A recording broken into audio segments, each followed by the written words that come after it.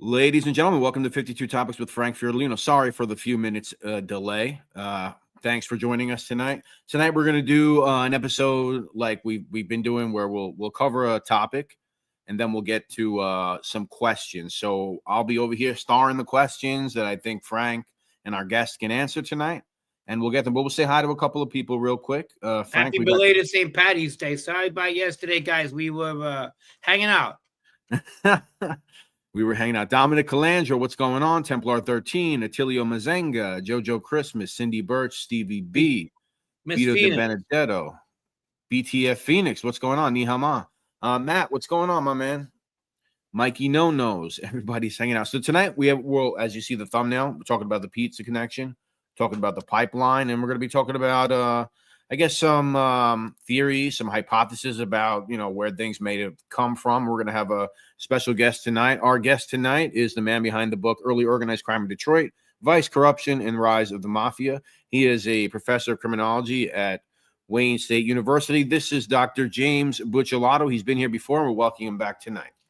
Matt, Lisa, Mickey Bats, Chris Capello, Roro. What's up, guys? Hi, everyone. Is Roro here? How you doing, Dr. James? Thanks for joining us tonight. I'm well, thank you, gentlemen. How are you guys? Good. How are you? Good. The weather's it's great in Detroit today. It's in the 60s, so we're happy. Can't complain about that. Yeah, we got close. We got close to that today over here in New York. Nice.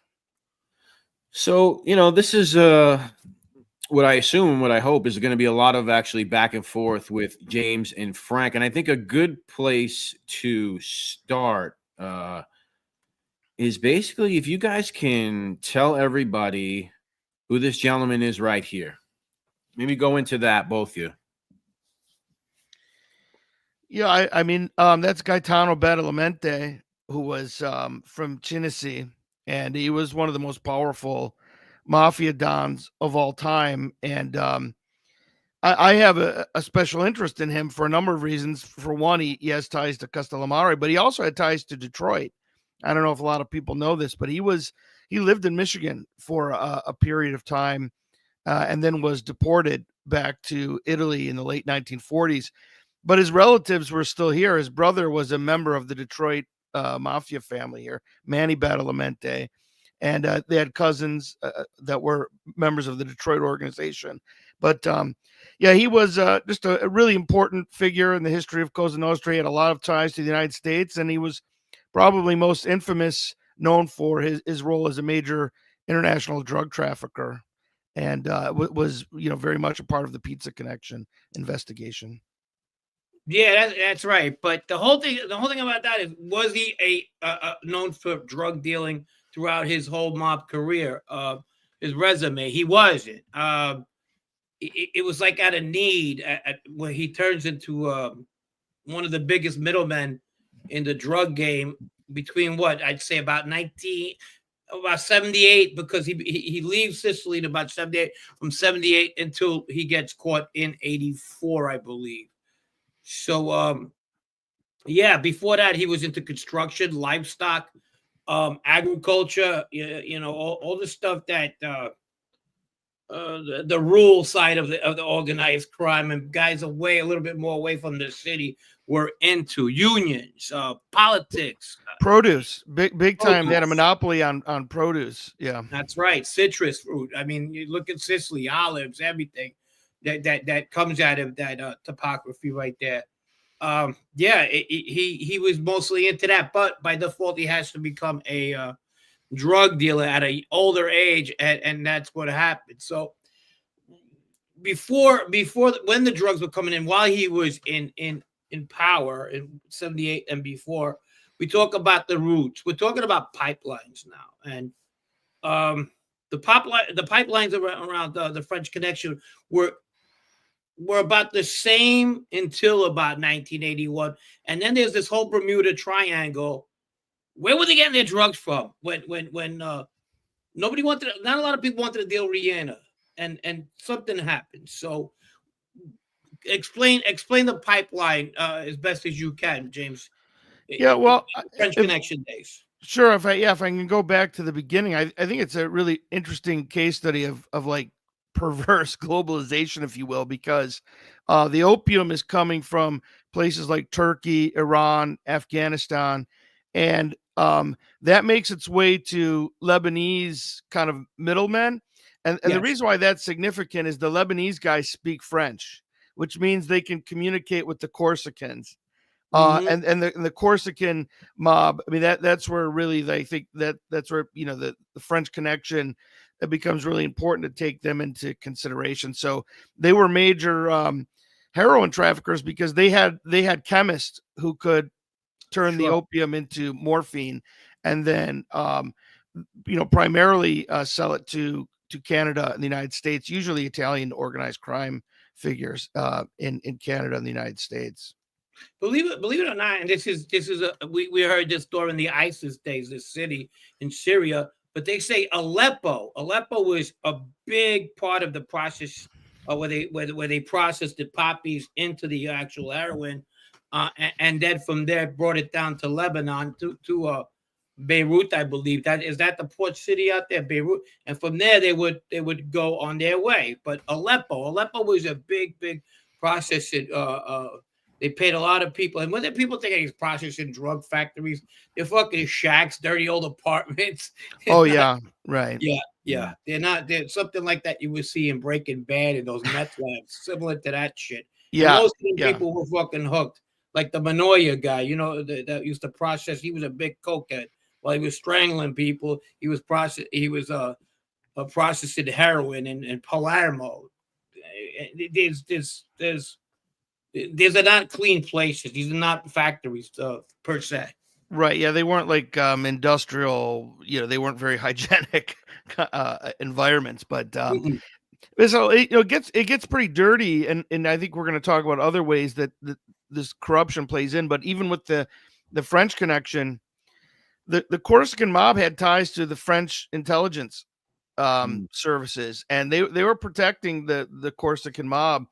And because they were reliable anti-communists, and we'll see that trend later in Italy, Afghanistan, but basically government siding with drug traffickers against communists. But I know that I've talked to the guy who was an FBN agent in Marseille during this time, the Federal Bureau of Narcotics. Which became the DEA, and He worried for his life, not necessarily because of the Corsican mobsters, but that the French intelligence were going to give him up. They knew that he was there. They knew American operatives were there, and he knew that they were giving intelligence to the Corsican mob. So he would check his car every day to make sure there wasn't a bomb there. So it was pretty murky, when you're getting into the international drug trafficking. Basically international intelligence. It's like CIA, French. It's all they're all intertwined. Before we move on to some of the inner workings of this things, Frank, you said something before about Badalamenti. I guess you made it sound like he had to resort in his older age to doing drugs, getting involved in drug dealing. What did you mean by that? Well, I don't know if he was trying so much to stick it to Salvador Riena, who was his main number one foe, but or he just needed the money, and then he had to go that route, because you got to remember when they chased him in 78 out of commission, and the other two people in that commission were also Montante and Inzerillo. That we always see that name, the Inzerillo, because of the ties to the Gambino family in Brooklyn, the Sicilian Gambinos. So you always hear that. So he basically, they took everything he had. He was responsible for building that airport in Palermo, Punta Raisi. He was and I said it one time, and I kind of like offended people. They call it the Falcone airport now. And I was telling somebody they might as well named it Badalamenti, because he's the one who built it, and they didn't like that. But it's true. But so he had a lot of money, and they stripped him of all his rackets. So I don't know if he was trying to stick it to them. He was going back and forth to Brazil, Venezuela, where we got the tuna. What's the Caruana? Yeah. They were big in the drugs, and who knows if he was getting his drugs through them, through a second pipeline. And the second pipeline, they always bring up is Afghanistan. What was going on in Afghanistan in 1979? This is it all makes sense. You know what I mean? Public enemy right now at that point in the United States is Russia. You know, we have the communist and the whole Iron Bloc, fucking whatever, the Soviets, Russia. I call it the Soviets. So around this time, the Soviet Union is at war with Afghanistan, which is kind of like our Vietnam. And this would be where like guys like Bin Laden were making their bones, basically, right? Mujahideen, people were coming from all over the world to. They made it a holy war, if you will, right. And this is like the prerequisite of what came out and kind of like bit us in the ass after. But at the time, we didn't care. They were the lesser of the two evils. We had communism. Kind of like in Sicily right after the war, when the communists tried to take over, or the Italian communists tried to take over Sicily, and this kind of was going on in Afghanistan. So you had two parties fighting, and this time the United States just took a step back, did the best they can to help out the Mujahideen, kind of like the Soviets did with the Vietnamese. You know, same stuff. Supplying them with weapons, but this gets a little bit more complicated. Yeah, there are a lot of parallels also, because you have the opium going on in Vietnam too, in the Golden Triangle down there. But yeah, there was a Soviet-backed government in Afghanistan, and as you point out, the jihadists they're trying to overthrow the government there, and they're being supported by not only the United States in terms of weapons, but they were getting training from the Pakistani ISI, which is once again another shady, murky intelligence group. Yeah. They were getting money from Saudi Arabia. That's where Bin Laden comes in. Those big families, wealthy families in Saudi Arabia, like the Bin Laden family, were donating money to the cause, and then guys like Bin Laden actually became like, commanders in the Mujahideen.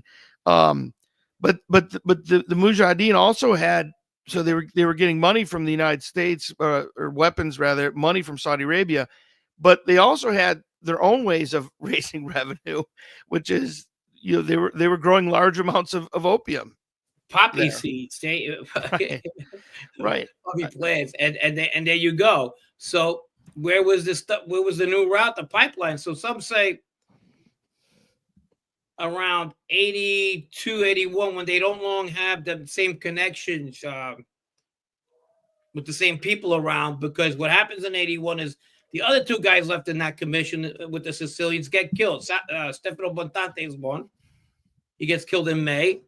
And then right after him, Inzarello gets killed, and people are scared. They're like, we don't know what's next. We don't want to deal with this guy. He's not all there. Fucking, he's a little crazy. There's some people that even say, I don't know. You heard this before, James? That the one of the Gambino brothers from the Gambino, American Gambino family, went to meet with Totorina one time to make that connection all over again. I don't know if there's any truth to that. Yeah, John Gambino went over there and met with, and that was something that Castellano wanted to happen, because Castellano, he was worried about some of the relatives getting killed, and he helped broker that, where they call them the in exile. I can't remember the word.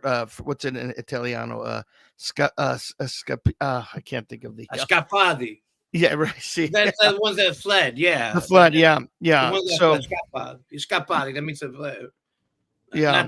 Yeah. No. I know. I get it. But was that even proven that even happened? I don't know that.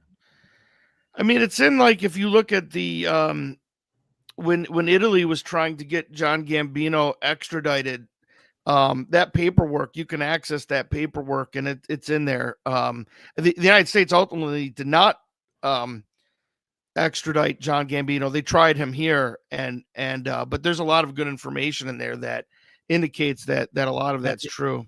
That a lot of it is true. Okay. Yeah, that he went over there basically to negotiate the lives of the his Inzerillo cousins, and we know that part of the deal was, I mean, this gets pretty scandalous. I know,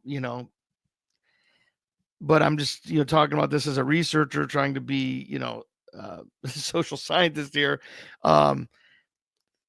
They killed a couple of them as part of the deal with Totorina. They killed two of their own cousins, two of the Inzerillo, Antonino Inzerillo and Pietro. They killed them in New Jersey as a favor to. Yeah, and my understanding is Paul Castellano ultimately signed off on that as a favor to Totorina to keep this. That in other words, Totorina said, "I'll leave everyone alone except for those two have to go." And my understanding is that Paul Castellano he didn't have a problem with it because he was upset that especially Antonino Inzerillo, he was a captain in the Gambino family, but he also was a made guy in Italy. Yeah, and he was getting involved in ways that Paul Castellano told the Sicilian faction, stay out of that mess that's going on.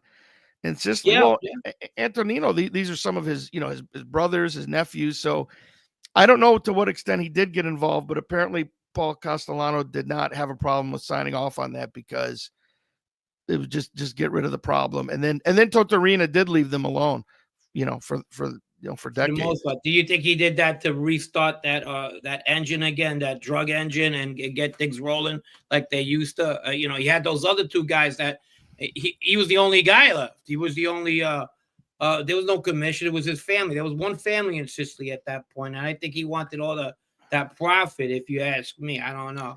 I think so. Yeah, I think that was a big part of it. I think he resented the idea that the guys from Palermo were making a lot of money, not only in construction, but starting to make a lot of money in heroin. And you remember they looked down on Totorina and the Corleonese.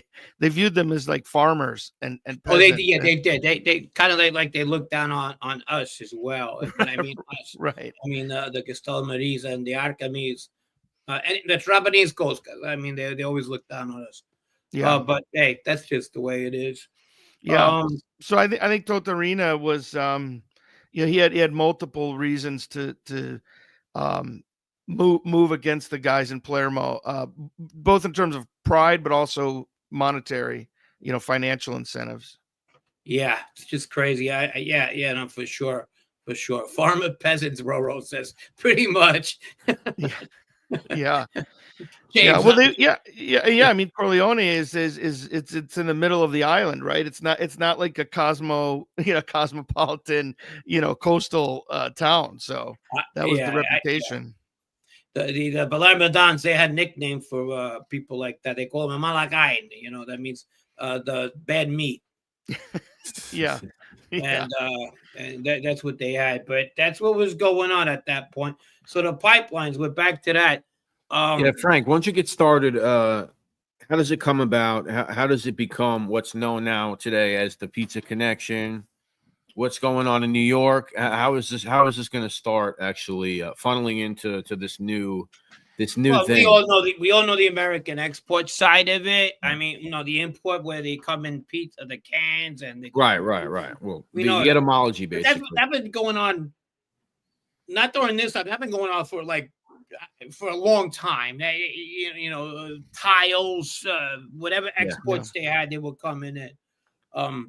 But in that case, we're talking about where did the stuff come from now? Where was the heroin coming from? And it seems like it was coming through. It was being processed in Pakistan, same way it was processed in Syria for the French connection. It was grown in Afghanistan because they got tons of this shit.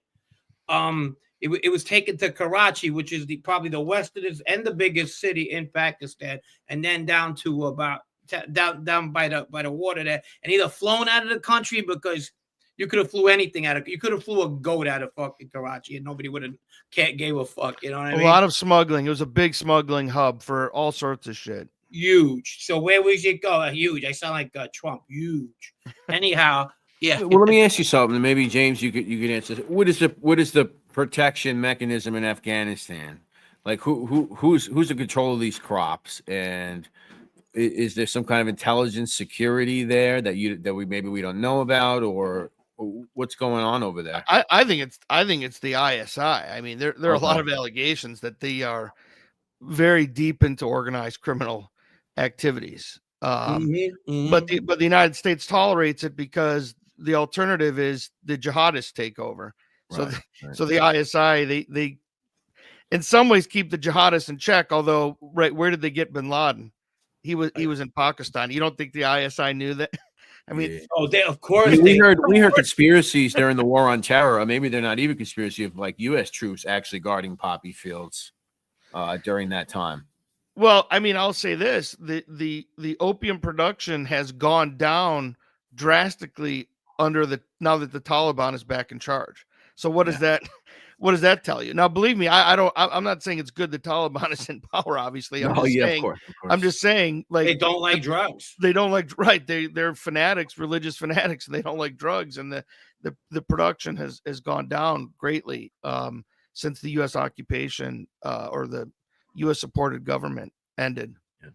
So I think protected by. I mean, look at Karzai. When Karzai was the U.S. backed president, his brother was a major heroin trafficker. So I think a lot of these guys were protected by U.S. interests, Pakistani intelligence. Okay. I think the Saudis have played a role in this too. So it's very murky. Yeah.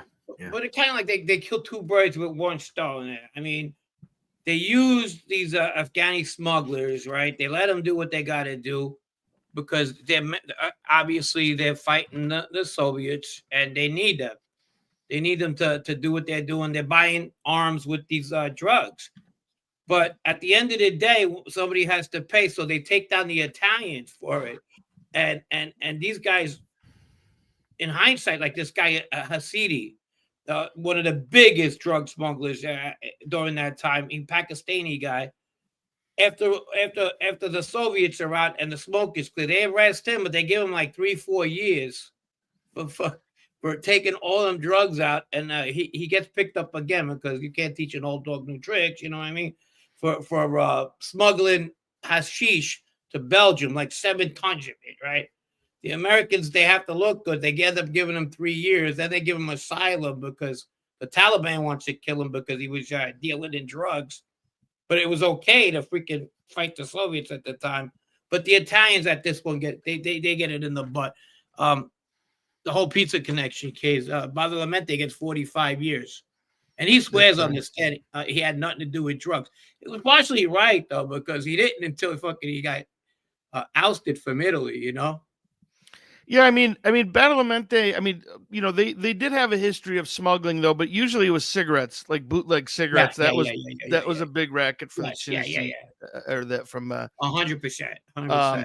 So some of the smuggling routes were there. I mean, and Badalamenti was, if I'm not mistaken, I believe he was at the 57 conference in Palermo with Luciano and Bonanno and, you know, a lot of the Vincenzo Rimi was there. Sure. To, you know, there were some Castellamarese there, like many. Vito Vitali. Yeah. Magadino, Nino Magadino, Stefano's brother was there. Galante, Garofalo, a lot of Bonventre. But anyhow, I think Badalamenti was there. So I think they were at least dabbling in the drug trade. But I agree with you that it wasn't their main. There wasn't their their main kind of hustle, for lack of a better term, until later. Don't get me wrong. Somebody brings them $1 million and told them, we can't tell you where it's from, but you know where it's from. I'm pretty sure they're going to take it. Castellano did that for a very long time. Patsy Conti, he didn't want him touched at all. You know what I mean? Sure. You know, but yet he was against drugs. He was against when American guys were doing it, but not when it was doing it, because he felt that they were a little bit more slicker, and for the most part, the Sicilian smugglers didn't use their own supplies. Right.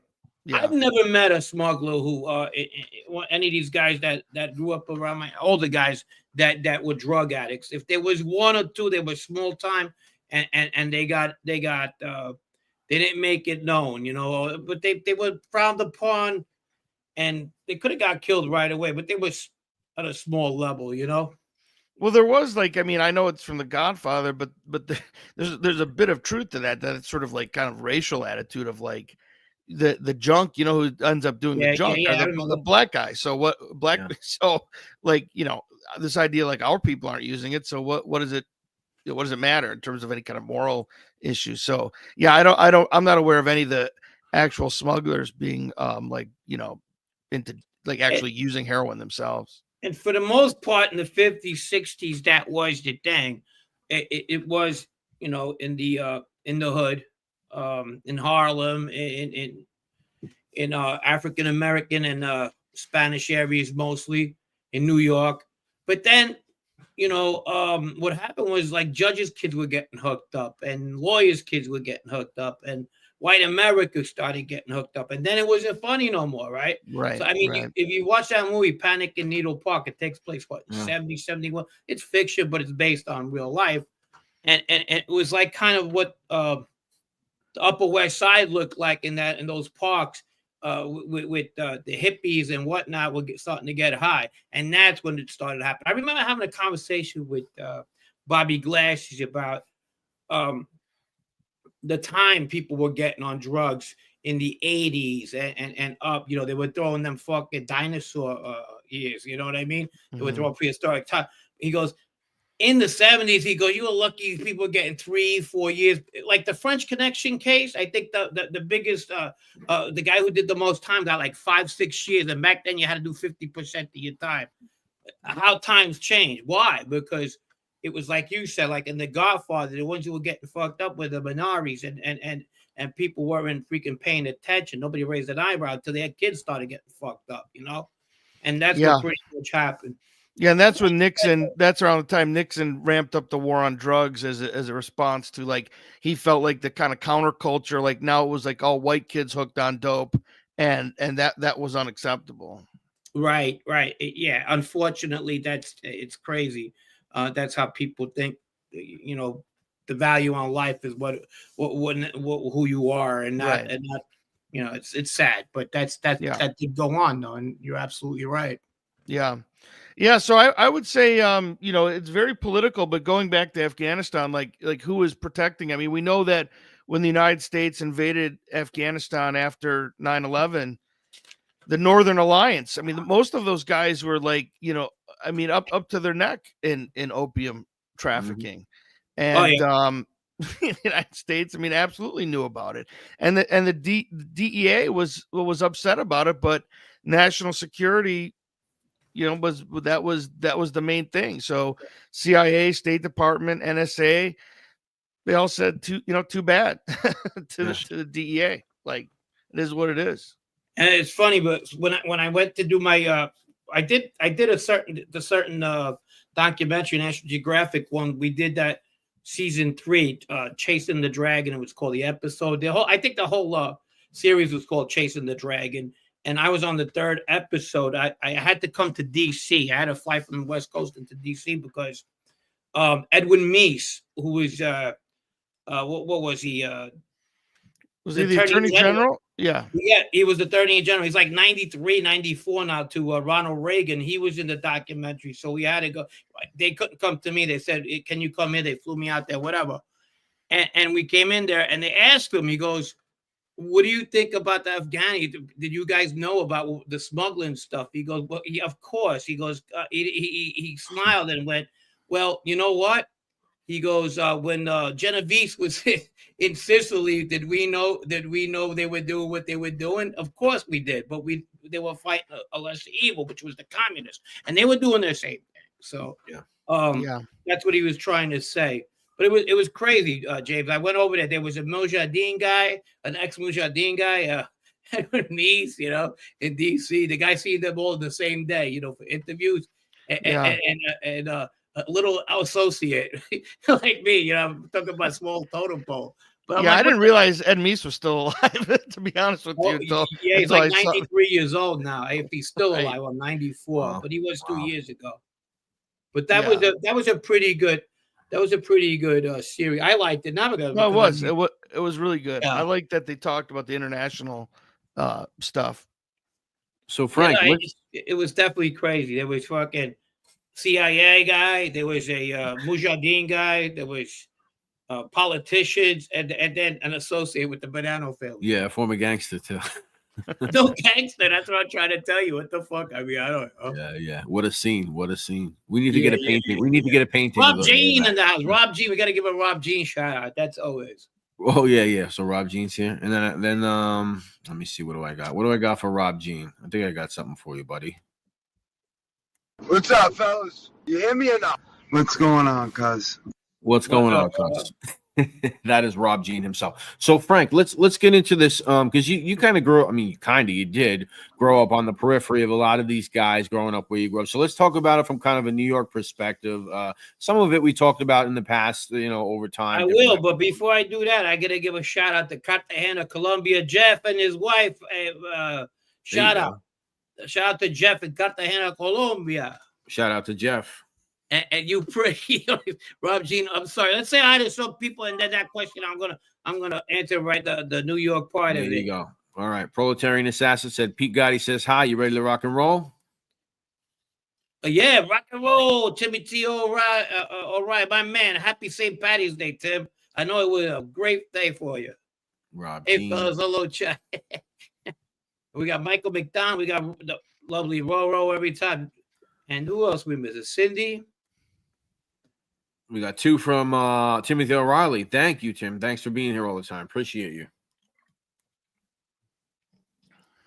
And there we go. All right. Hey, James, can you lend Frank your glasses one day, maybe? Oh, there they are. They're on his head. My bad.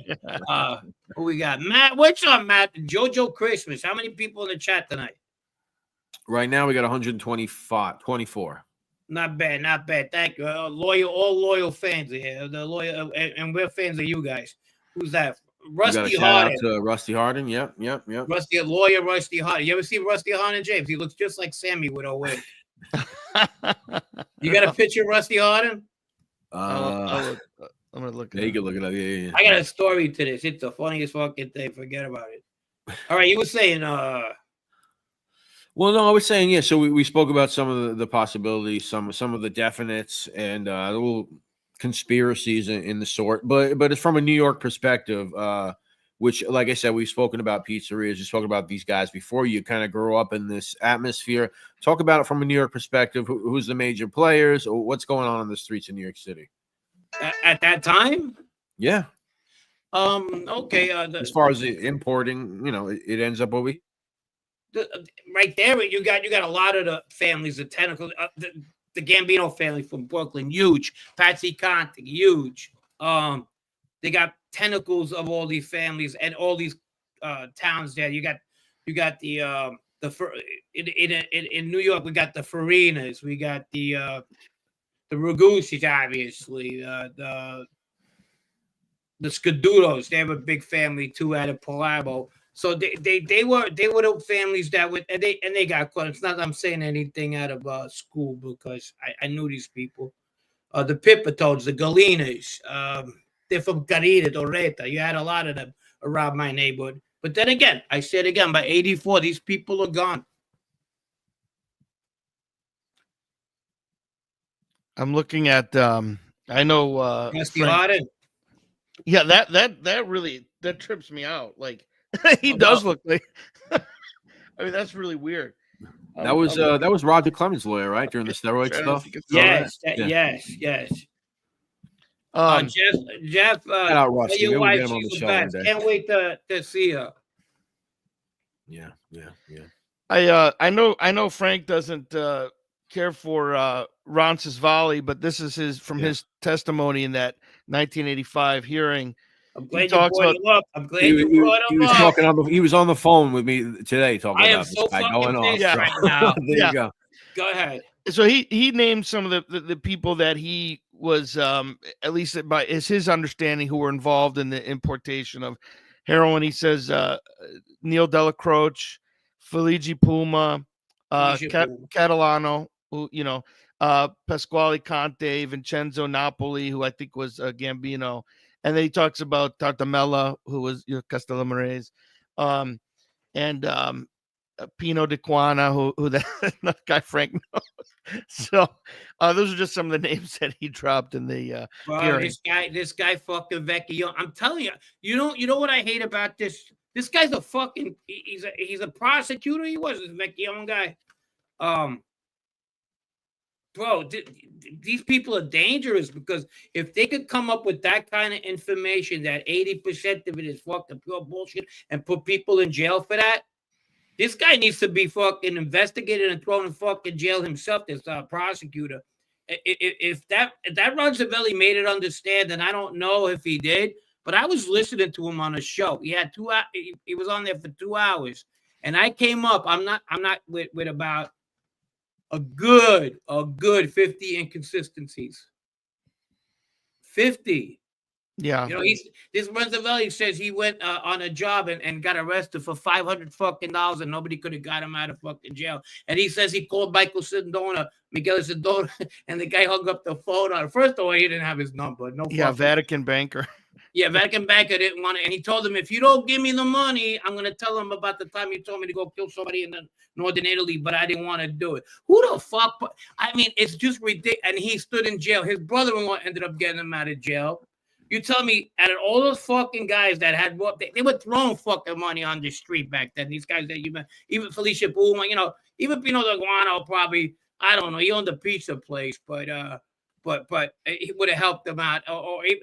It's just ridiculous. I'm gonna put that one together. It could be that Vecchione has a thing with the Vatican because I told you in the interview, he says that he believes in what Anthony Salvatore Luciano Raimondi says, and we all know that Raimondi killed the Pope. So there's a Vatican connection going on. I see it. Yeah. I tried to call Tom today. I don't know. He was probably busy.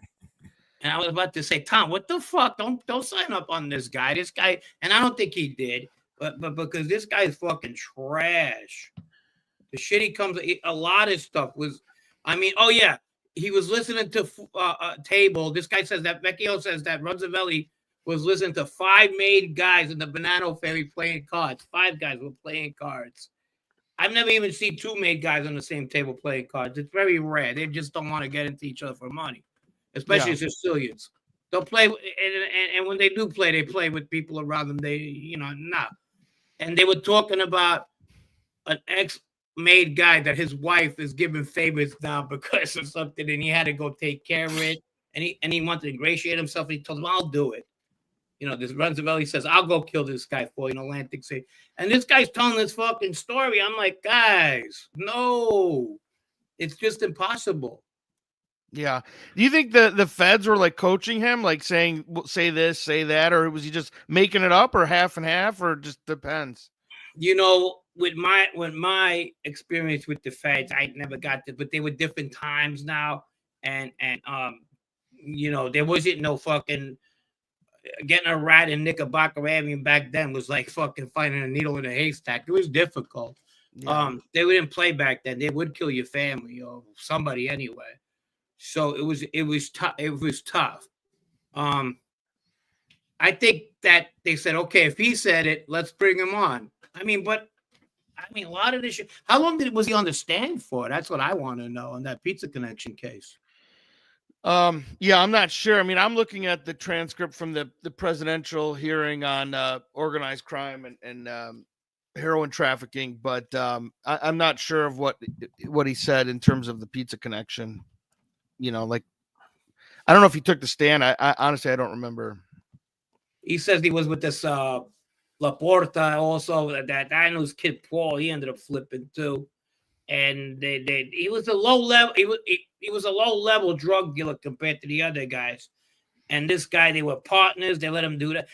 They went to a place together. He told him to go in there and get rob the money, knowing the guy had a gun anyway. So they probably fucking with him. That's the only thing I believe. They probably said, go in there, get shot, you stupid bastard. And then how many Gazanese did you know around my neighborhood anyway that were in those inner circles? I don't remember any. I'll be honest with you.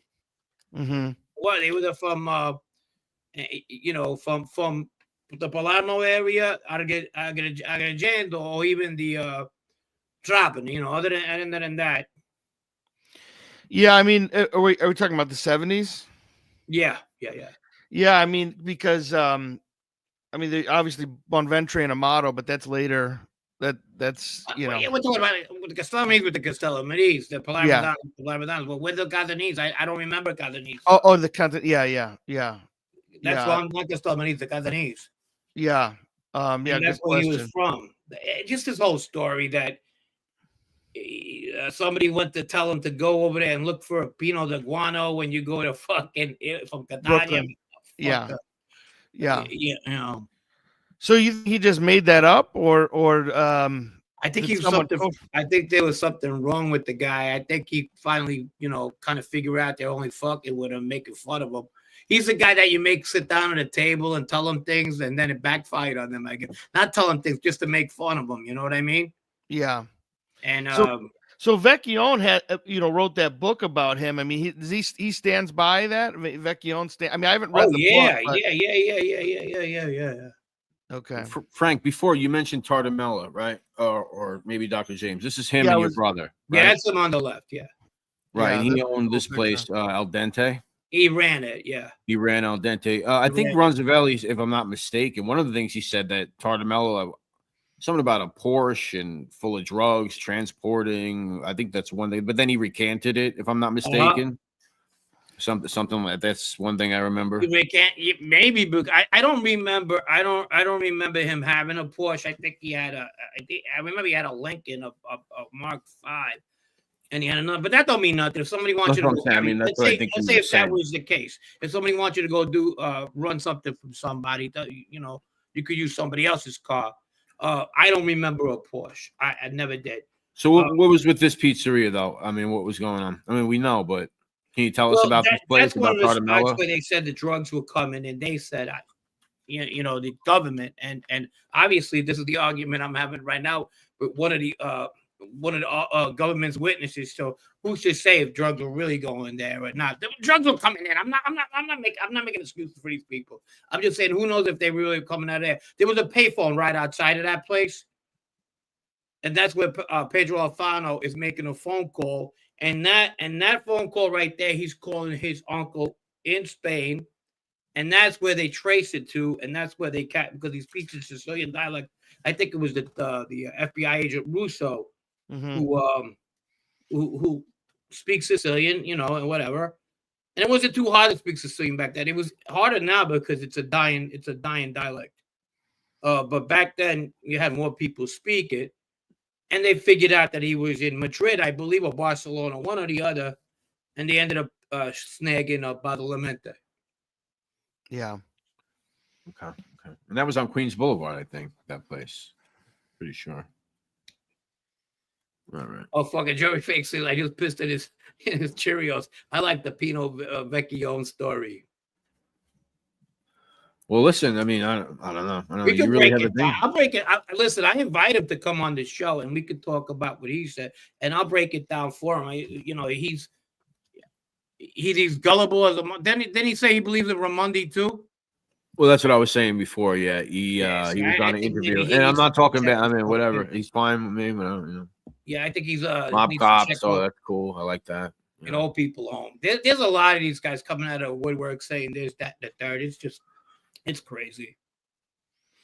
Yeah. I mean, you know, Roncesvalles, I mean, it's interesting to get Frank's perspective because, you know, for a long time, you know, just as a researcher, you know, a lot of us looked at his testimony and just thought, okay, well, that, you know, that's some interesting intel because, you know, I don't have the insight, you know, that Frank has, like, you know, actually on the street. So when I first started talking to Frank, right away, Frank was like, Roncesvalles, like, dude, that guy, don't buy. Based on what I read and with the stories he was coming up with, not based on him. I was a young kid. Right. Going on, but it's just it doesn't make sense. Oh yeah. In Knickerbocker, he worked at a casino in Knickerbocker. There was card games. There was no casinos. There was one card game now and then.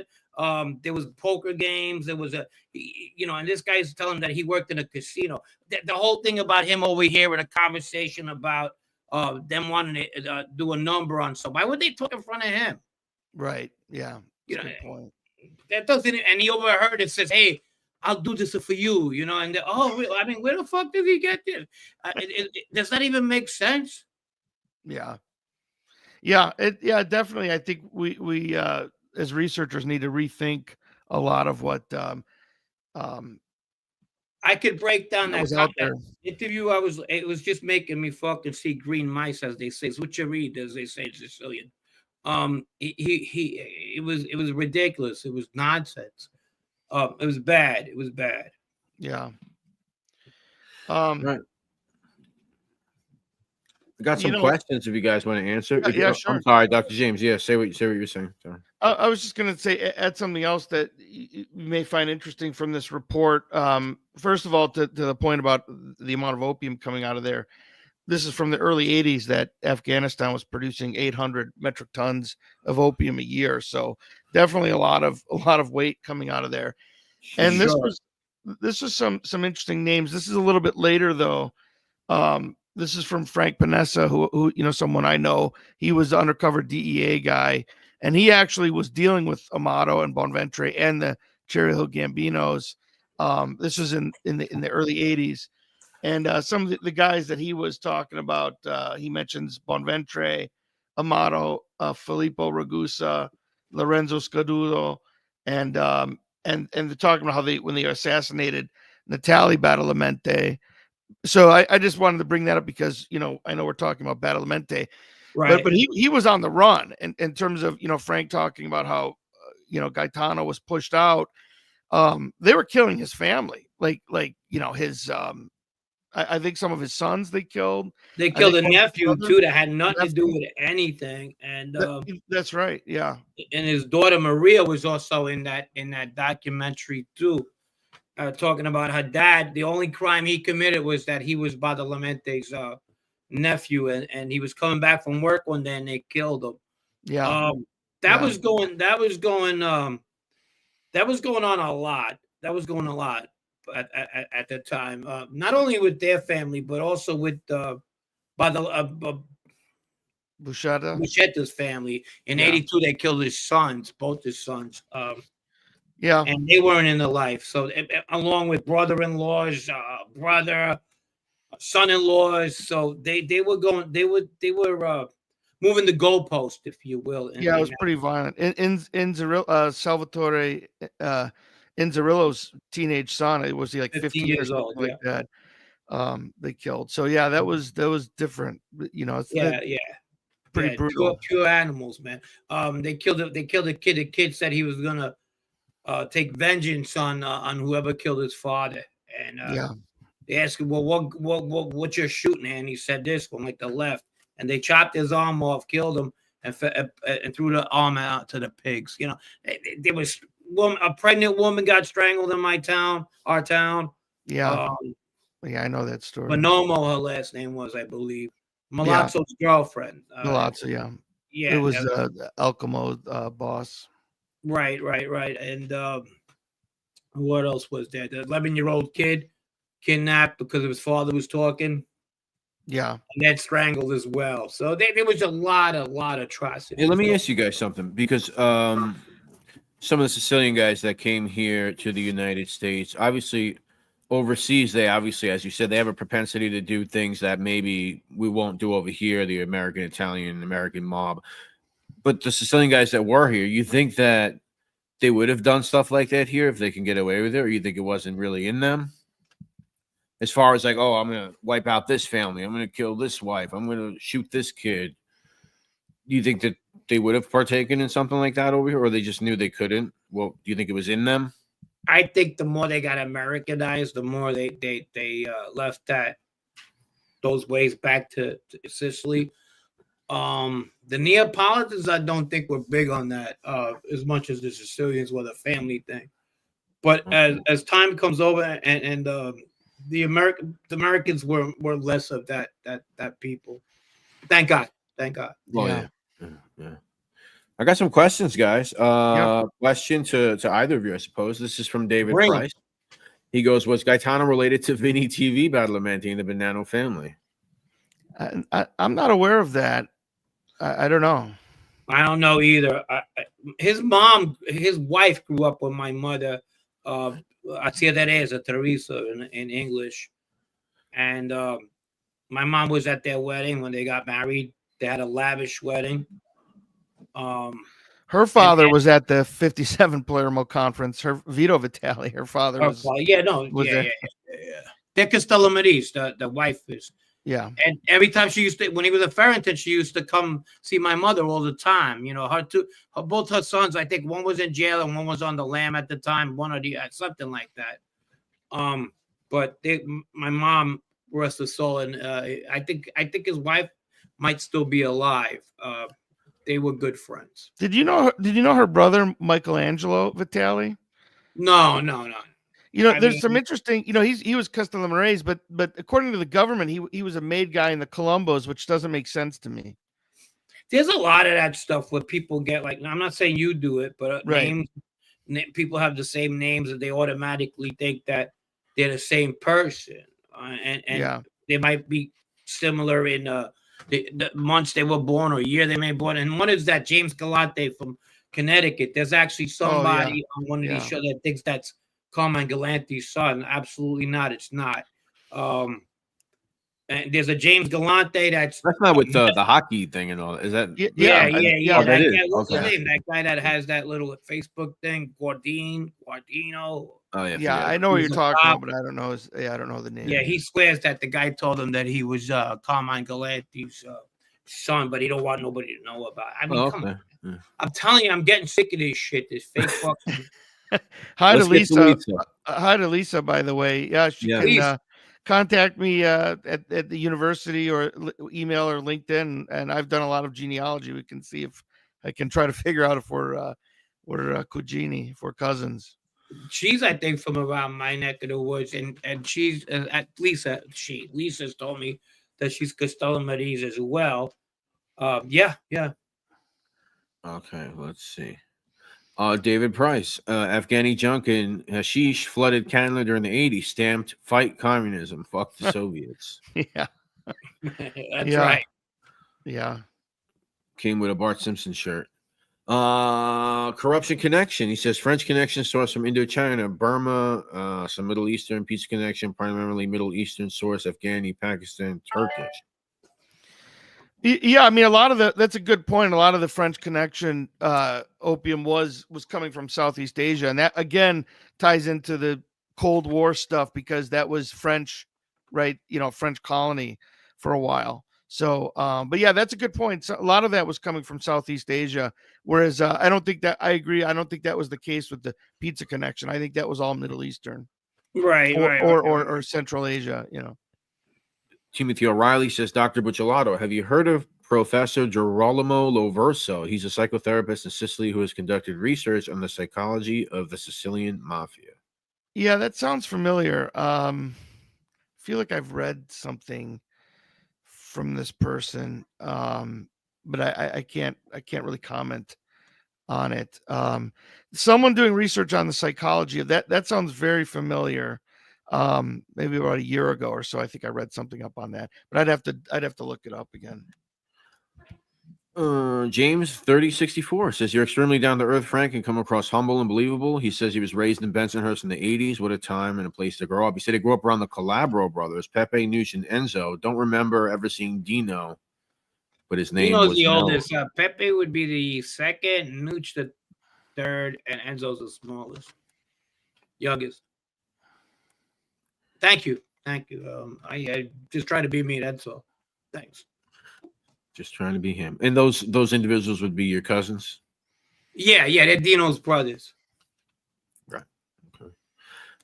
What to do with Big Lou? Michael Vecchione being a professional, well-known district attorney to come out on platforms and back characters such as Ramondi easily debunk the bullshit. Yeah, I mean, listen, come on. No, right. Yeah. We will, it's all right. I don't want to get on the guy too much. And join us for my birthday on St. Joseph's Day, where we what are we doing tomorrow? We're gonna profile Joseph's that in the life that I knew. Josephs of the mob. And the top 10 Joes in the mob. So I'll give you a hint. Two of them on boat list. Yeah. Top 10 Joes. I got one guy's on both lists. If you could guess that one, we'll get the shirt soon, I guess. We'll get to the list. We'll go tit for tat. I'll come up with some of my own Joes. Lisa Piscatola says thank you so much. I guess James. She is from Ridgewood, Frank. This is correct. Yeah. We got two things in common. Ridgewood and Castello Medis. Probably know each other. Families, most definitely. Terry Tibbs. I always thought it was called the French Connection due to the raw opium being refined in Skag in Corsica. I guess you mean Corsico. Well, the Corsican, the guys in Marseille. I mean, they were. I mean, I think that's part of the idea of French Connection. But they had labs. That they were processing it into morphine. But I think they had labs all over the place. I mean, eventually in Sicily too, there were labs. I mean, like there was of course a big one in Alcamo. Remember, I think it was around 83. Of course, there were labs all over Sicily at one time. Labs, aka fucking dirty ass drug apartments. Right. I can imagine what those labs look like. Yeah, it's pretty gnarly. So, what do you got going, James? What's next for you? Just teaching my classes, gangs and organized crime class. This week is street gangs of Los Angeles. So we're talking about the Bloods and the Crips, and so I like to cover all the different crime groups. So we covered the cartels before spring break, and before that the Irish organized crime groups in the United States and like the Kinahan crime family. So we had a lesson plan on the Italian organized crime group. So I like to mix it up. Cover all the different areas in terms of gangs and organized crime. Let me ask you, James, how does that start? Is it you like advocating that I want to teach this stuff? Like when did that really start to become a thing in universities where guys like you were able to kind of talk about this stuff? Specifically like specialty in a sense. Yeah, well, usually like whether I was at Northern Arizona University or here at Wayne State, they hire you, and in my case, usually part of it is there's something that they tell you have to teach, which is usually like an introductory level class, right.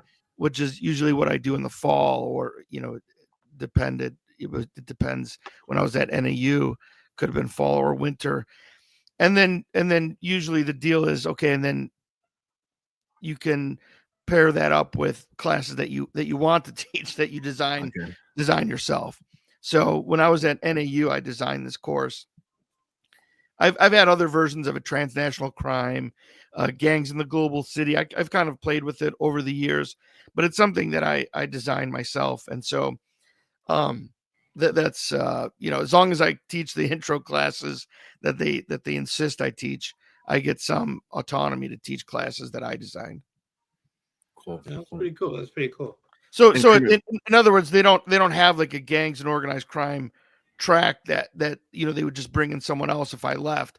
This is something that I've designed. Right.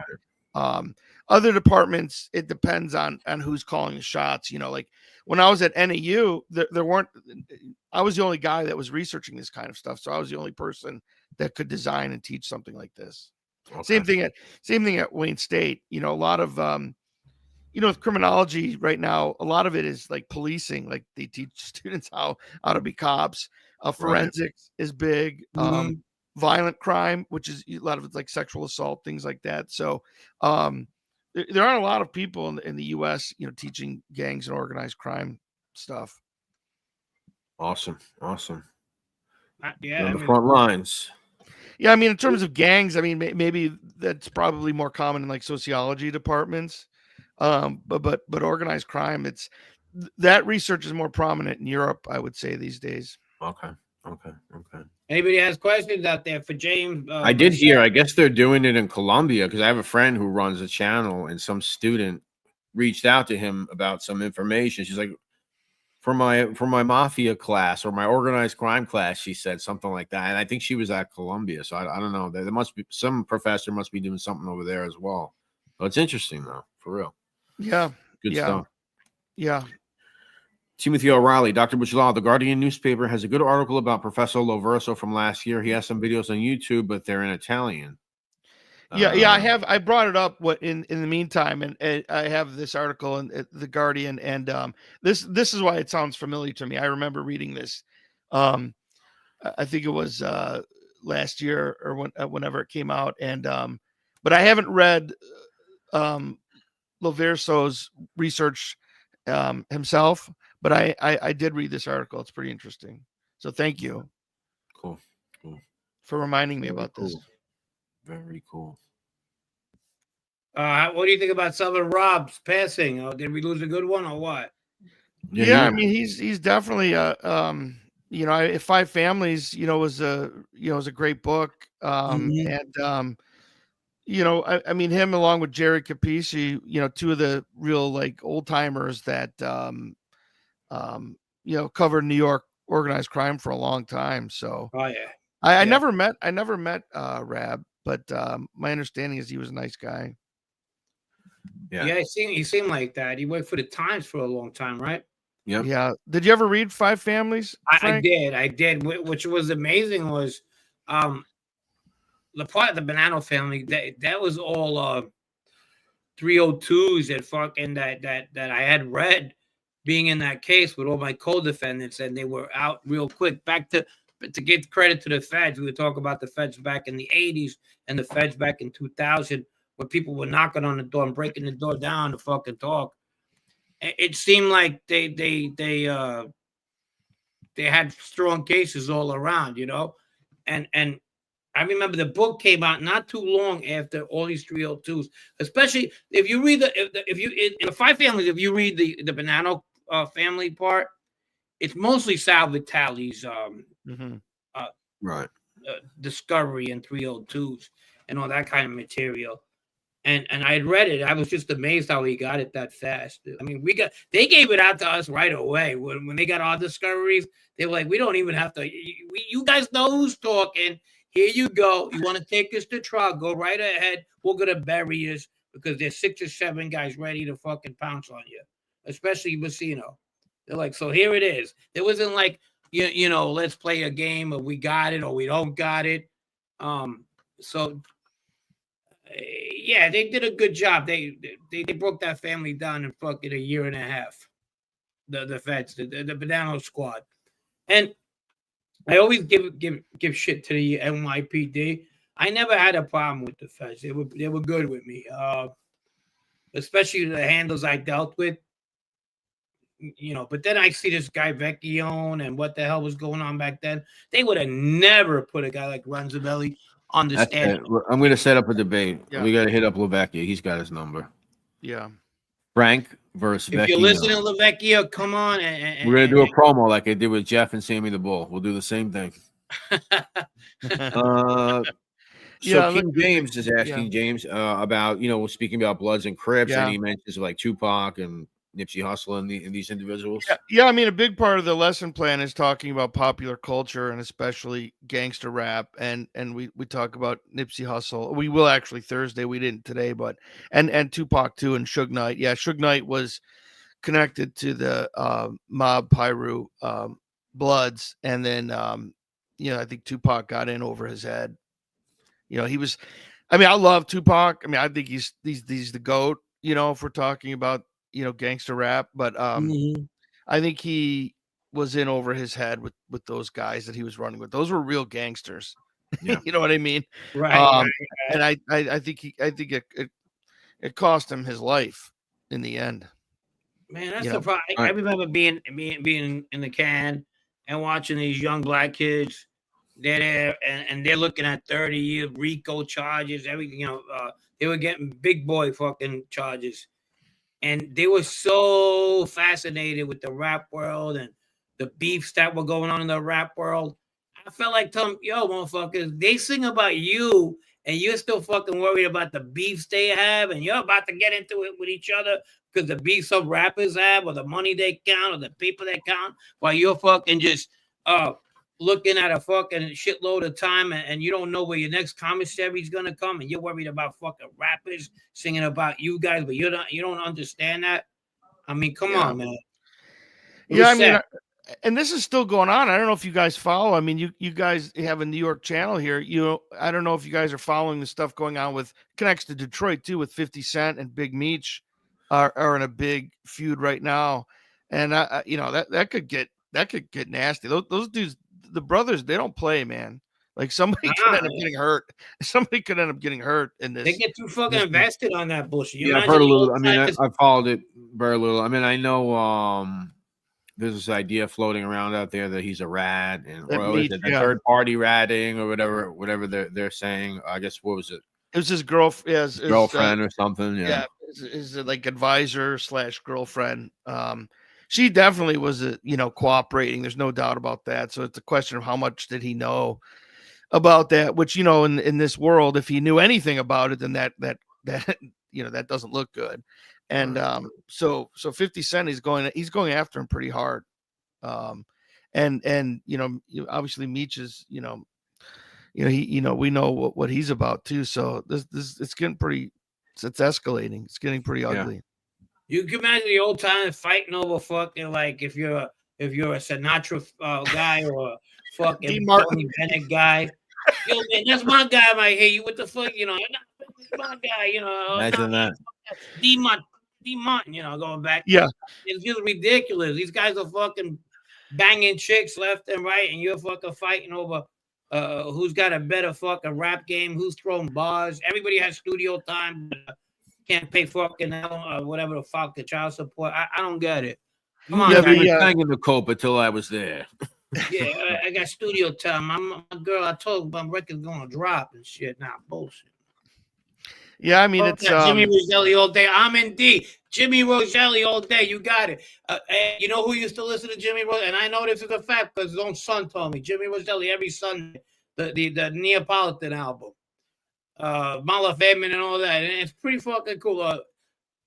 The Snake Persico, Carmine, always played it every Sunday. Yeah. Really? Fucking Ali goes, shit, I was sick of that record. Oh, he played it every fucking Sunday. He could be fucking real loud in Sunday dinners. Good guy. Ali was a good guy. Ali was really a good guy. Still is. Oh, free Ali, man. Attilio Mazenga. James, do you have any family from Terracini? The Sicilian side of my family immigrated to Detroit from there. I mean, I know, Mazengas. I know here in Detroit. I'm friends with some of them. So that's a name I recognize around here. I don't know where they're from, but Terracini, most of the Sicilian guys around here are from Terracini. Oh, really? Really? Yeah. Isn't it crazy how certain parts of like the Northeast and the Midwest, as far as Sicilians go, they all move to that area. Like, you'll find Castello Marise in New York, right? They're everywhere, but New York mostly. Sure. And then New Jersey has people from Ribera. It's crazy. And that Terracini. Yeah, the migration patterns are interesting for sure. Armand said, I listen to that album with my own every Sunday. Neapolitan singers and songs are beautiful. Neapolitan songs are beautiful. Yeah, I agree with that. Yeah. Even Elvis sang. Now, what was that? O Sole Mio was what? Now or Never? It's now. Yeah. Yeah. Now or Never is actually O Sole Mio. I bet not a lot of people didn't know that. Becky on. All right. I think we're all caught up, ladies and gentlemen.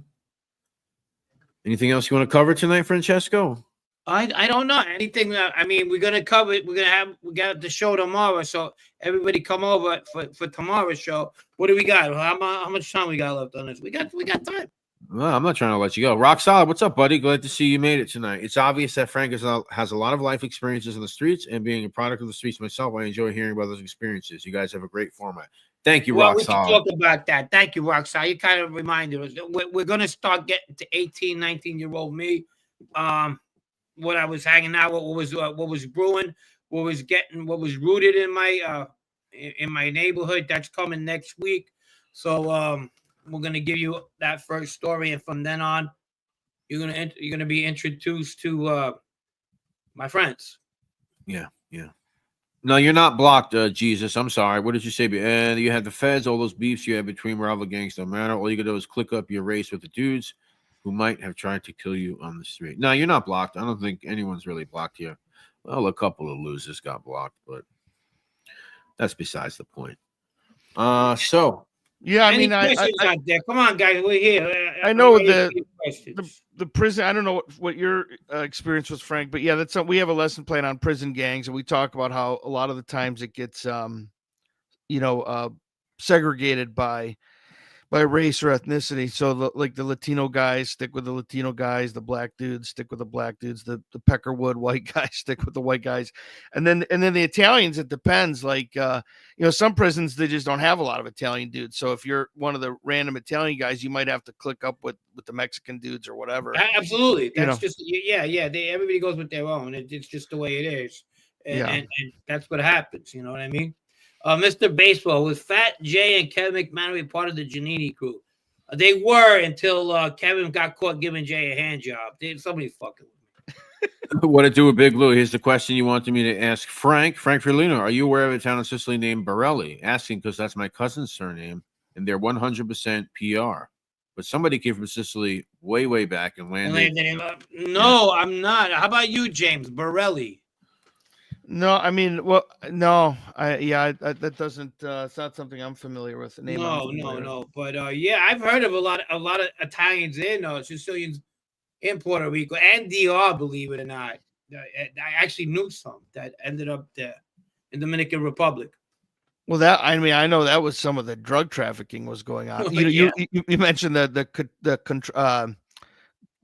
Caruna Contrera clan. I mean, some of their smuggling was coming out of the Dominican Republic. Oh yeah, no, yeah. The Sicilians love the Dominican Republic. Lisa says she's going over there in 3 weeks. Can't wait. Well, Lisa, if you want, you could email if you take any pictures there, anything you want to share with us, 52topics@gmail.com. We'd love to share. Take some cool photos. Show us what's going on over there. We'll definitely share them on the show. 52 There was topics, a federal agent that I actually. There was a federal agent that I actually did get along with. I haven't talked to him in a while. Really nice guy. We just go apart. I guess he does his thing now. He's probably tired, but he went to Castellamare Golfo, came back with a picture, and the arrow that says Castellamare Golfo next, like a highway. He goes, this place? I go, come on, man. Now you're really making me feel like shit. A federal agent showed me a picture of my fucking town. Did I think I was ever going to be in that situation? Yeah, I mean, it's beautiful. If people, I encourage people to go. I mean, everyone's so friendly. The food is delicious. The coast, I mean, it's gorgeous. I mean, the weather, the climate. I mean, it's like San Diego. If you're familiar with the climate in San Diego, that's what it reminds me of when I'm there. Oh, definitely. Very even in the summer. I mean, I know the farther away you get from the coast, it can get pretty hot. But even in the summer on the coast, it's beautiful. Oh yeah. I loved it. I haven't been there since 1990. I always said when I was there, that's where I met. He was on vacation. I met Sal the Iron Man in Sicily in 1990. Obviously, our families know each other a long time. Yeah. My brothers knew his older brother. His older brother was a waiter at Baldo's restaurant in Manhattan. Yeah, I was watching one of your earlier episodes, and and someone asked you about him, and they asked if you thought he was the boss of the entire family or just like the street boss of the Sicilians, and you said you thought he was the street boss of the Sicilians. I was wondering, Frank, if you could clarify, because my understanding was he was the boss of all the Bonanos. Family? Nah. Yeah, but you think that's a stretch? Nah, yeah, he was their puppet. He was there. Joe Bosco, same thing. When I left, he was a plumber. Then he became an underboss. Go figure. I mean, a good plumber, a good guy. Don't get me. And I don't mean plumber. I'm not John shaming him. Right. Where did all this come up? And then like a week later, he was shelved. I heard he got to his head a little bit. He started acting a little, and that was coming from the government side of it. They were like, rumblings were going that he was ruffling feathers. Yeah, but I mean, Bosco, that's an old name that goes back to Castellamare too. Yeah, all the names go back. I mean, if you look at most names, you're always going to identify some gangster sometime in some place. Sure. with somebody, be anybody. Go, oh wow, it must be related to this guy. And a lot of the mobologists, not you. Let's get that shit straight. A lot of mobologists don't do that. They go to my Facebook, and if I'm talking to somebody that might be a friend of mine, and they have a last name that's Sicilian from like the 1920s, they automatically think this might be a relative of theirs. And then that friend of mine calling me up, and sometimes it is. Sure. And they go, this guy's asking me about my great grandfather because I'm friends with, and he tells me he knows you because he's friends with you on Facebook. Yeah. And I'm like, yeah, and they get into conversation. It's actually a lot of good stuff came out of it, but sometimes they're wrong, you know. Sure, of course. Yeah, some of these names are pretty common, so it's you might not find a connection. I mean, how many different Navarras are there in my town? Right. There's tons, you know, Saros, Anconas. Yeah. There's a lot. There's a lot. King James. Thank you so much, King James. We really appreciate you. Thank you for the $20. You know what, King James? Thank you, my man. Thank you so much. I'm sorry. Every time I see something, I can't see that good. So don't think I'm That's just all right. Thank you, guys. Thank you. Appreciate you, King James. I think you earned yourself a Where's Latrell? On the dance floor.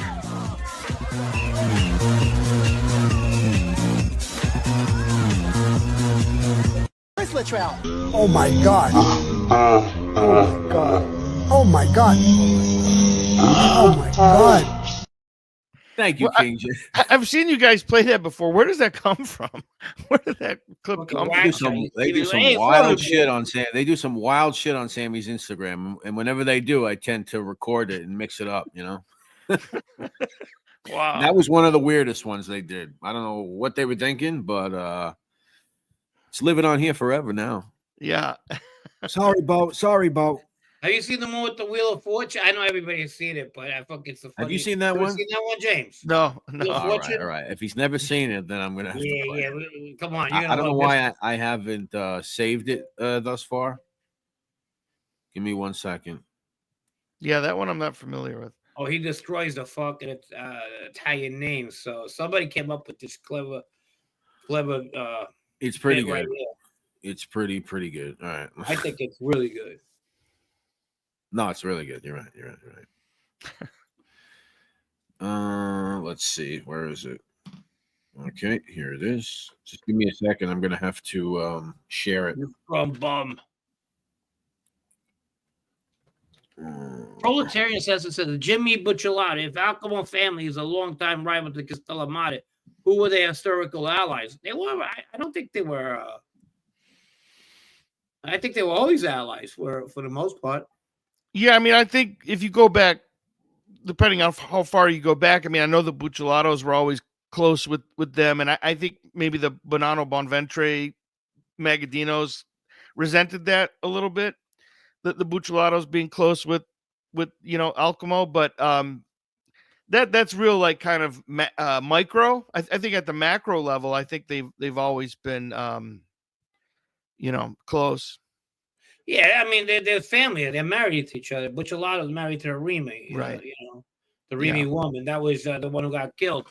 The Buccellato, he got killed during that Riena war. Nino Buccellato, Antonino Buccellato. Yeah. I mean, that was we were talking about Inzerillo and Bontade, but he was Nino Buccellato was considered an ally of Badalamenti and Inzerillo, and so they took him out too in '81.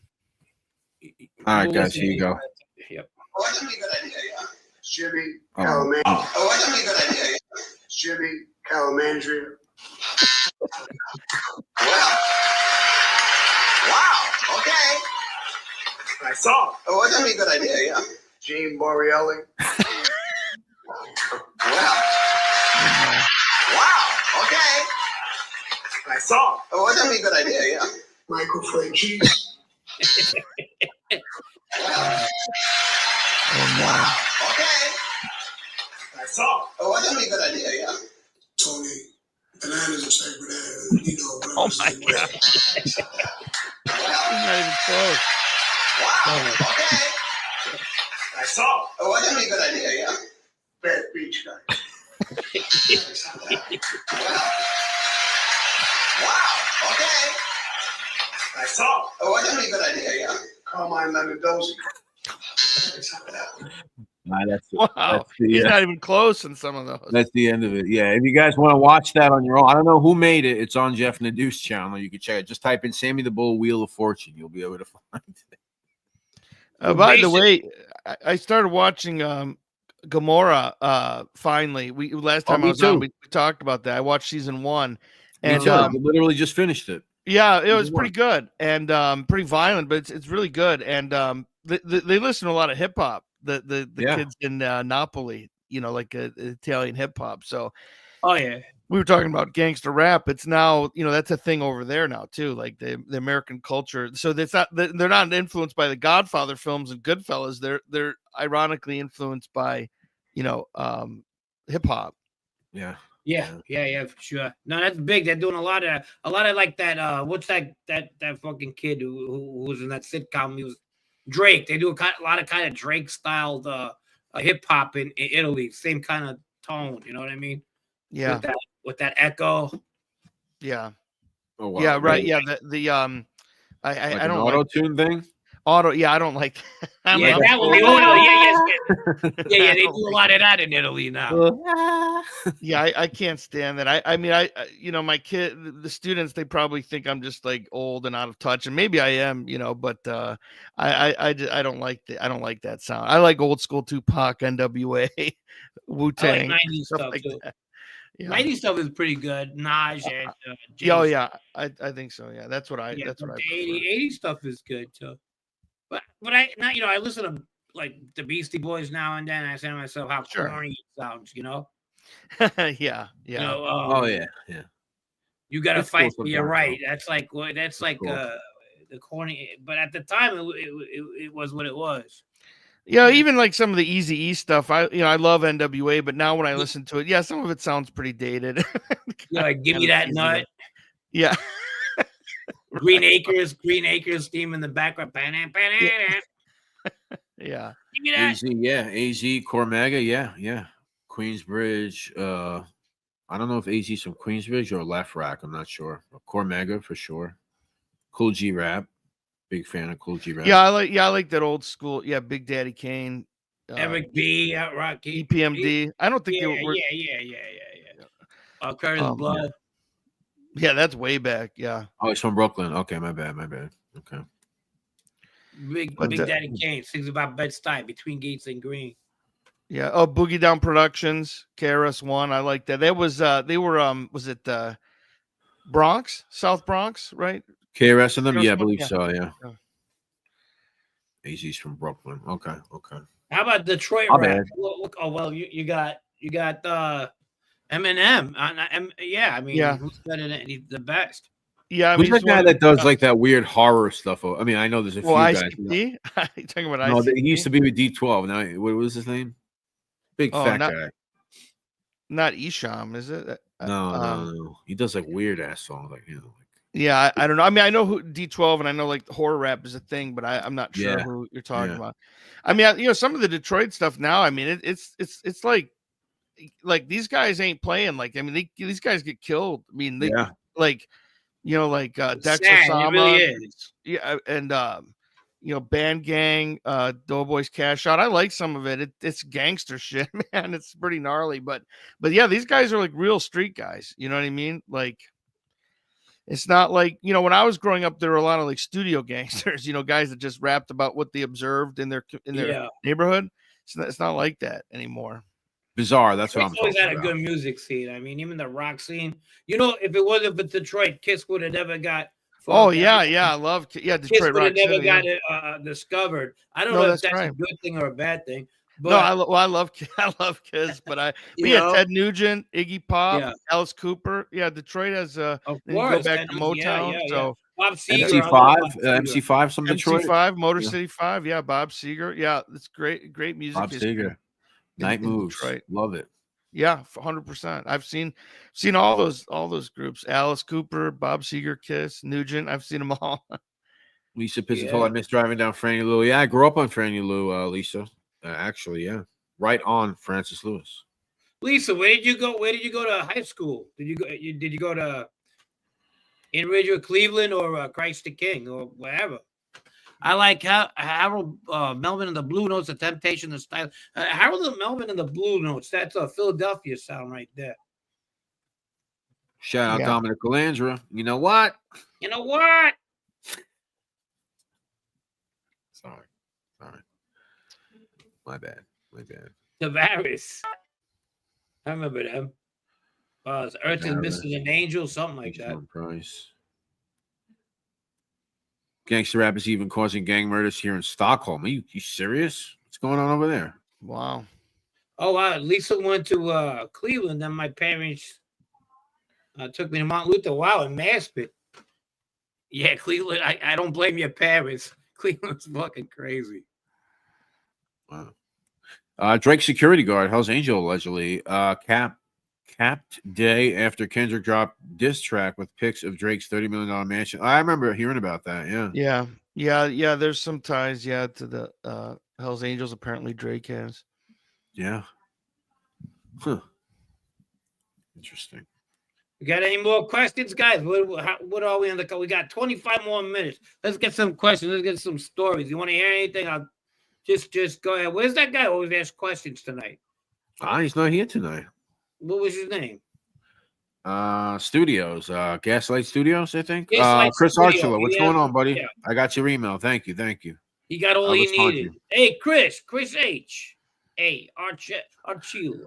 Donna DiCunzo Taddeo. I live in Middle Village, hung out in Ridgewood, and went to St. Francis Prep. I love hearing about all the old places because I live in Florida now for the past 20 years. Thank you, Donna. Thanks for hanging out. Cool deal. Where did you go to high school? You went to St. Francis Prep. Okay. That was a rival. Yeah. A lot smarter than we were, though. The kids who went to Francis Prep were smarter than Christ the King kids. Yeah, those are mostly like North Queens, a lot of North Queens kids. This is not, I'm not saying they're smarter. I'm just saying, well, maybe they are, but Terry Tibbs, this is the number one show in mob genre. Frank comes across humble and genuine compared to, I don't want to, I appreciate it, Terry. I don't want to. Thank you, Terry. Thank you. Repeat any jabs at anyone, but definitely appreciate you being here, Terry. Appreciate Vito Guzzo. Yeah, I'm for that, bro. I'm for that. You know, I didn't put him there, and I would love if he came out. Yes. Rim time had a good question from Frank earlier. If I missed it, just repeat it, please. Sure, please. What was the question? I'd be more than happy to get. We got James here, who's really good at this mob thing. Believe me. So if you have any questions for him, please ask. Yeah, we had a great basketball team, and we also had we had Jason Williams. Unfortunately, he had a little bit of an accident with the chauffeur.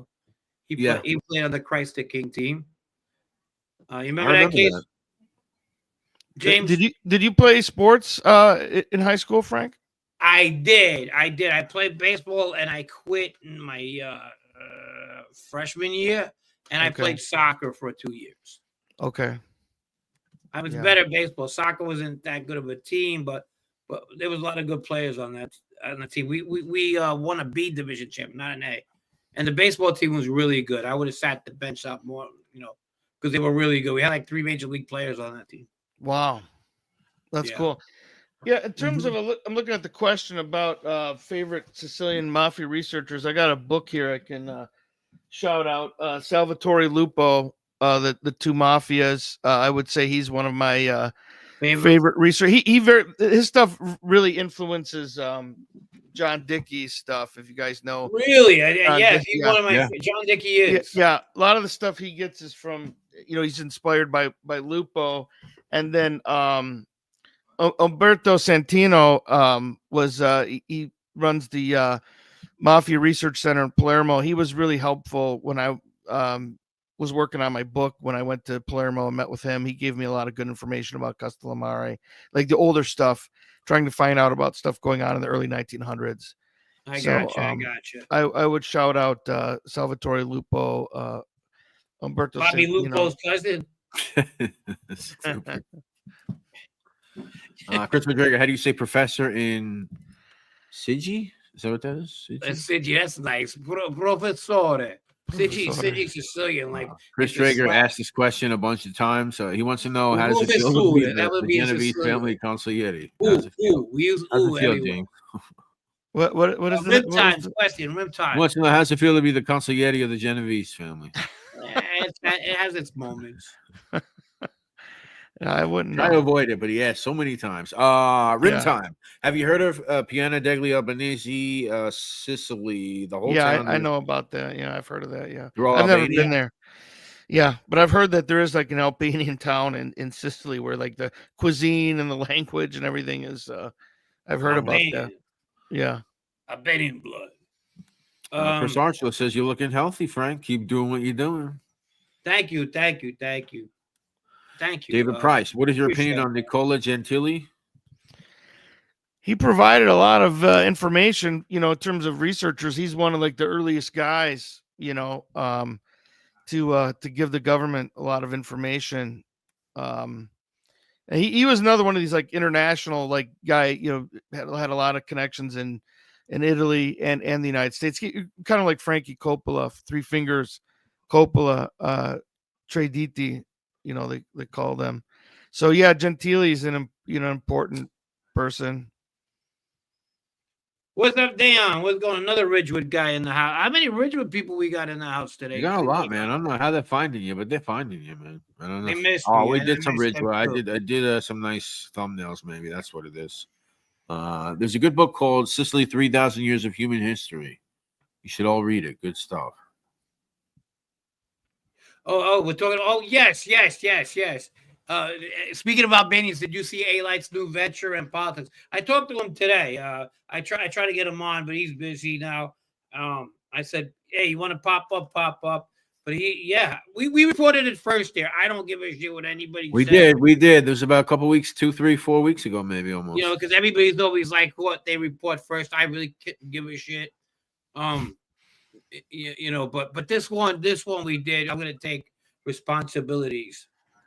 Christopher says, Frank, I want you to run for mayor of Trenton, New Jersey. Sure. Where do I start?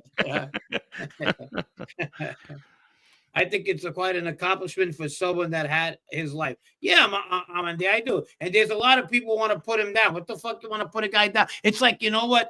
He'll never be anything because he always fucked up. And that's what you want to hear. That's disgusting, bro. That narrative you give out. But these are the same people who call you up and say, hey, do you want to be on my show? But yet, when I'm done with you, I'm just going to put you down because you're nothing but a loser. You always what? Fuck off, bro. Good for you, John. Good for you. Dominic Calandra, he says it definitely was on the channel first. He said he went to look for. I actually went to look for it after you said it, and I didn't find anything. I thought you were making it up. People thought I was crazy. I thought you were making it up. Hey, Frankie, I won council in New Jersey. Frankie, I'm going to step up. I'm in the councilship now. Were the family still heavily into dope during Messino's tenure, or did he steer it away from narcotics due to the telephone number sentences that came with a conviction for drugs? Were the family still heavily into dope? Did he steer away from them? Hey, look, anything that would have gave him fucking heat when he was making money, if it didn't give him heat and you gave him a package, he didn't want to know about it. I don't know. He got a little weird as the more he was comfortable in this position. Joe did, but at one time he was a renegade. Anything went, anything goes. I mean, he knew the Rizzutos up in Canada. I mean, that was a lot of dope that they were that was those envelopes, a lot of dope there. So he had to know about that. Once upon a time, Joe fucking sell anything if he had to. He would have gotten his hands on anything. That's who he was. As he got old, he got more careful. Didn't want to get fucking jail for stupidity, But that's who he was. John Siedlitsky. That's the issue. All the native New Yorkers moved to Florida in prison or in the ground. That's why the boroughs have basically turned to shit. Great show. You are the best. Thank you. Except for where I live, John Siedlitsky. I live amongst a lot of native New Yorkers. I'm a native New Yorker. Remember that song? No, I don't live in the hipster neighborhood. Come on, there's nothing wrong with that. But there's no more good reality. You know what? We need a good mob reality show again. They None should of them make a were mob. good. How about you know what they should make, guys? A mob, a surreal life. You put like 10 associates in a house in a mansion I somewhere. came up with that idea a long time ago. Did you? I put them in Montana. Yeah, like 5 of us in Montana, and like you have like, and they go to work. They do their fucking thing. Nah, they don't go to work. You lock them up in a house. They don't No, do they anything. try to be part of society. You get like the fucking 5 rats in the house. Nah, big you gotta fucking get. cheese-shaped house. You know, people like what's Telling this you. motherfucker. You can picture John A. playing with a dartboard with a picture of fucking Junior on it, you know, in the house. See, It would be entertaining for sure. It's a good idea. It's not. It's supposed to be a fucking train wreck. It's not. Well, that's the point. But you just got to keep them in the house. They don't need That jobs. all those shows are. That's it. It's all dysfunction. Yeah. Like the Frankenstein looking chicks with the lips beating each It's other. all up dysfunction, and over then in Staten 10 years, you Island. find out they died. There was one girl looked like she was fucking missing bolts in her neck. Yeah. Yeah, Big Brother version. There you go. That's what we need. Lock them in the Right. house. There you go. Frankie, Howie, A-Light, Borello. Well, you guys are too cool with each other. They got to throw a thorn in there somewhere. Somebody's got to get in there. Yeah, we'll throw in a Loman.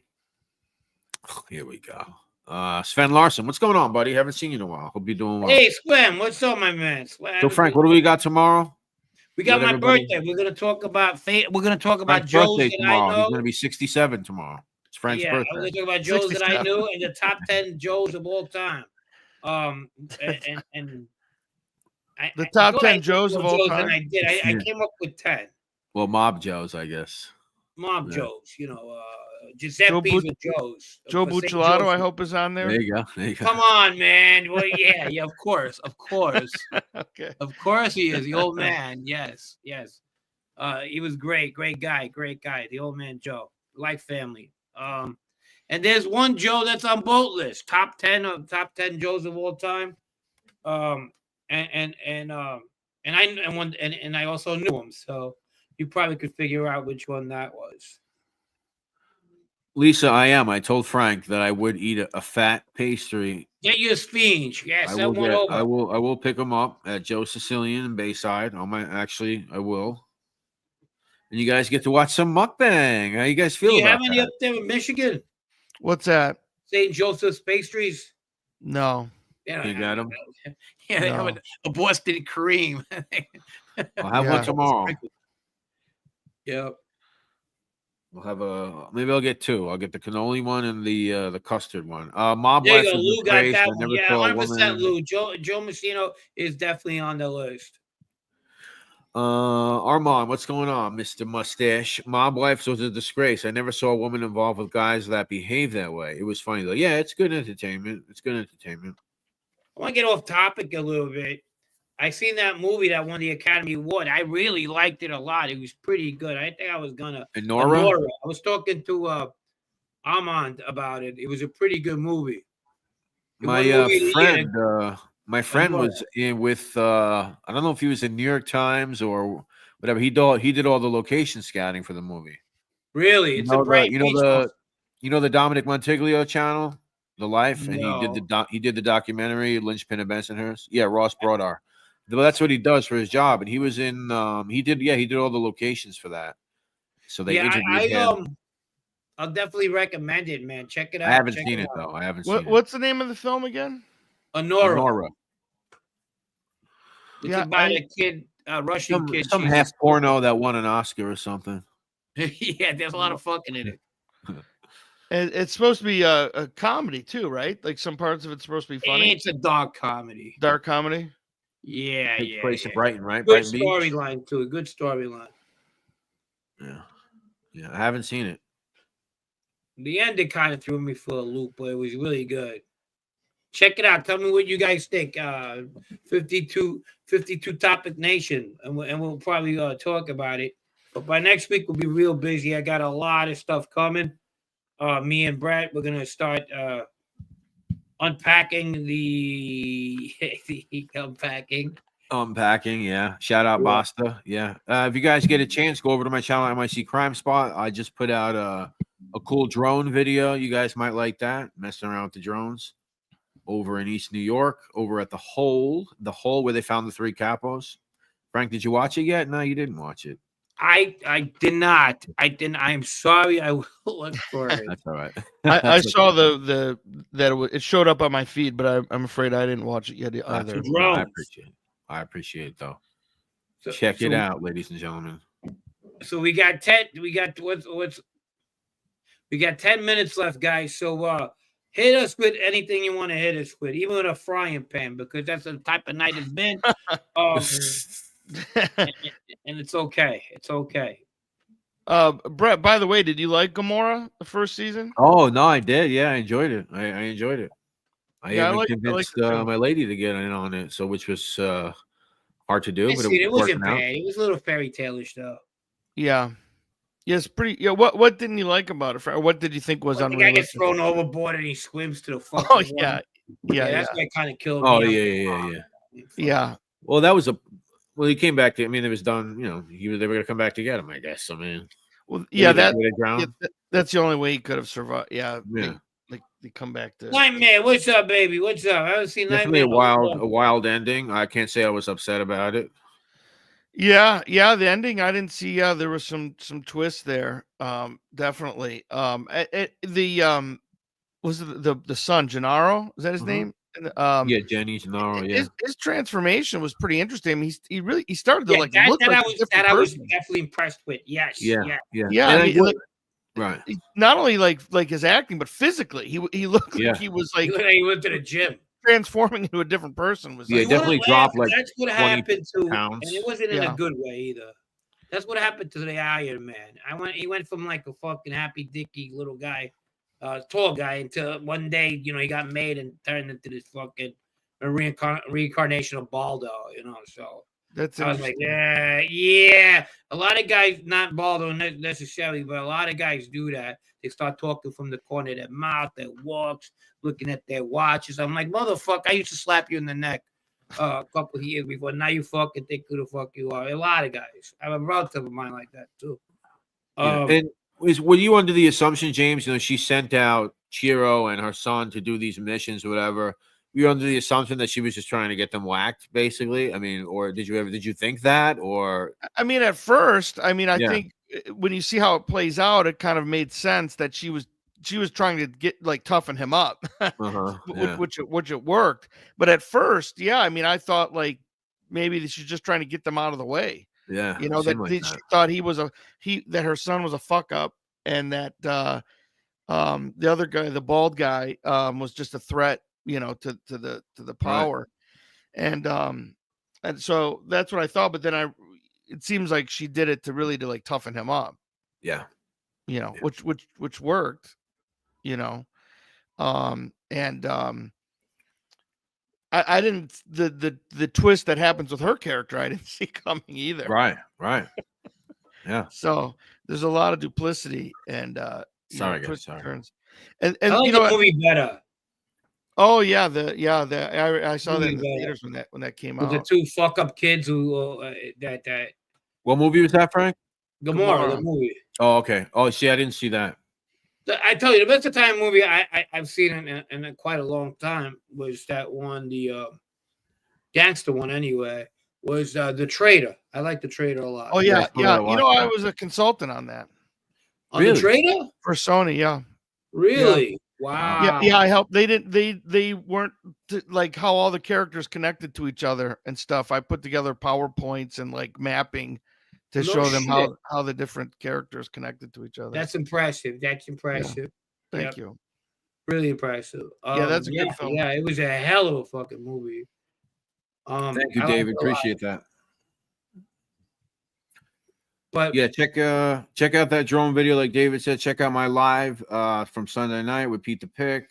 That was pretty funny. Well, not funny, serious, but there was a couple of funny incidents over there. Pete, I like him. I know he might not like me, but it's all good. He's a very interesting guy. I mean, he might. It wouldn't be in a way that you might think, but yeah, he probably wouldn't agree with what you did. Yeah, no, but look, man, a fucking guy does all the time, and then he's not supposed to like. Yeah, I get it. It's fine. Yeah. But hey, let me show you guys. Cool. Yeah, Pete comes up as a really cool guy. Yeah, interesting life, man. Interesting life. Glad And to Matt know says it. he likes the drone stuff, so now I'm gonna have to watch it. I'm gonna show you guys a little drone here. Check this Yeah. out. Yeah, that's cool. What is this? Where are you at? It's the hole. Oh, really? That's fucking cool.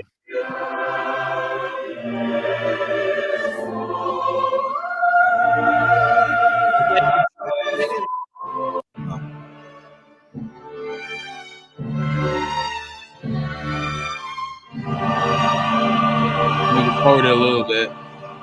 There.